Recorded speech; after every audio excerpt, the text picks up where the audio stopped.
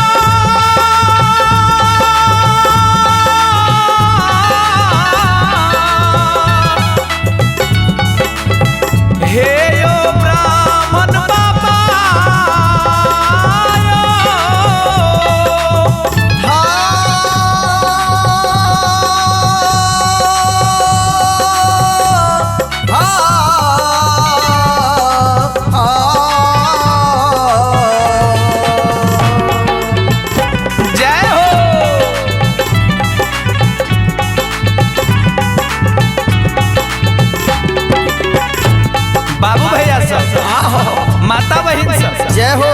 12 बरस के सूखल फुलवारी है आय बाबा ब्राह्मण जय हो बाबा डिहवाड़ ग्राम देवता जखने प्रवेश कलखिन और फुलवारी तो फुलवारी भकनार भ गेलै फूल सौंसे फुला गेलै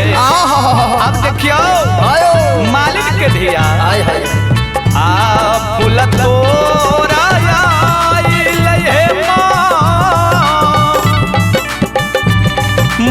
महलिनिया के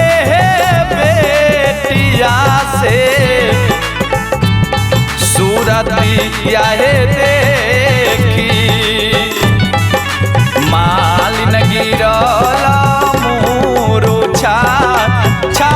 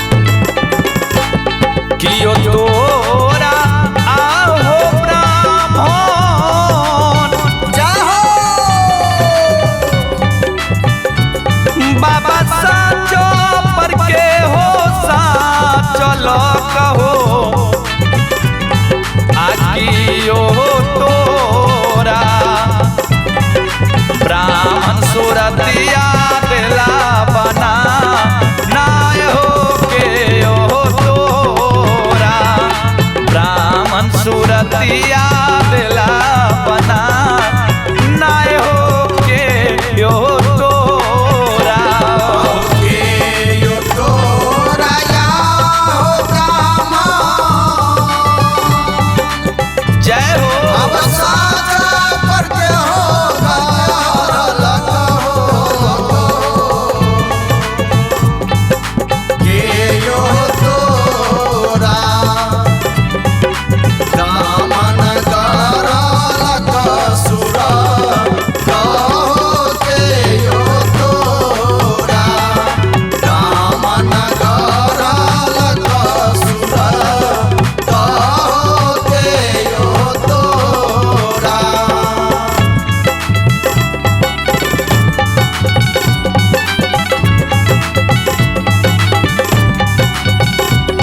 जय हो। क्या बात है।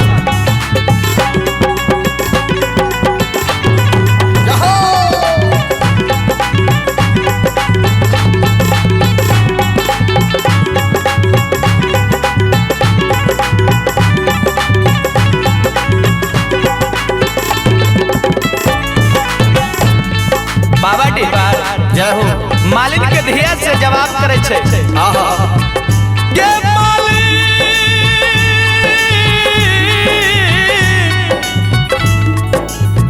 के धिया के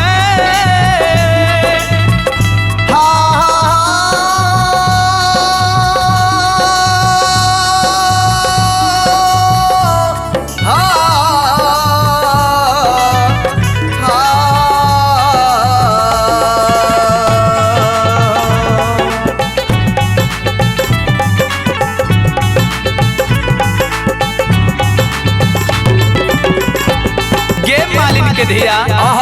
गे मालिन के बेटी बेटी नहीं मोरा या गई मालिन आगे साचो पर के साथ चलो कगे आना ही गे मोरा मालिन गरल सुर फट गे ना ही मोरा मालिन गरल सुर फट गे ना ही गे मोरा के आगे नाही मोरा याग माली जय हो। अब साचा पर के दार लग के जय हो। नाही मोरा मालिन गारा लगा सुरे लागे नाही मोरा मालिन गारा लगा सुरे लागे नाही कहे छे हो ब्राह्मण बाबा चाहो हे हो बाबा डिहबार ने तोरा साच पर के साच लको ने तोरा सूरत के क्यों गढ़ल को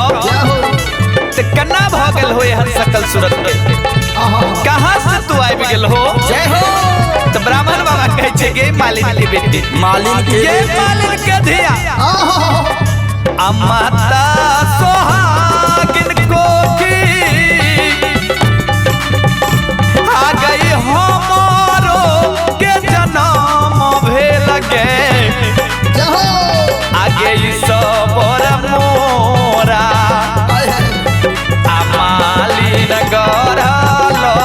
सुर फट गे ई सबर मोरा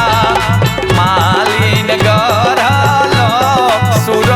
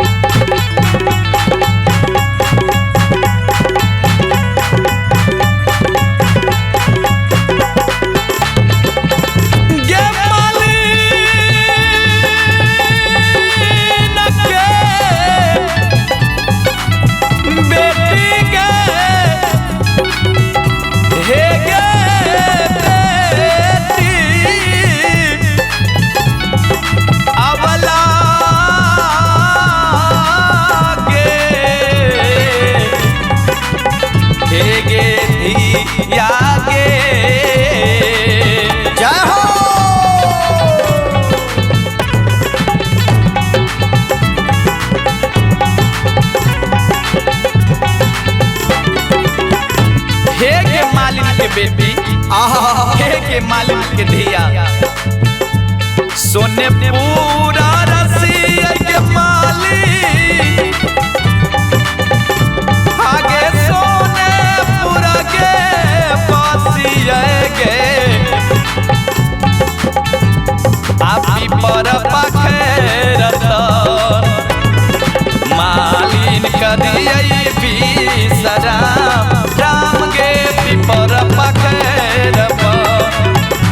आगे सोना पूरा रसिया के मालिक हम सोना पूरा बासिया के हम पीपर पखेरत मालिन कैलो बिसरा राम गे पिपर पखेरत मालिन कैलो बिसरा राम गे पिपर पखेरत हे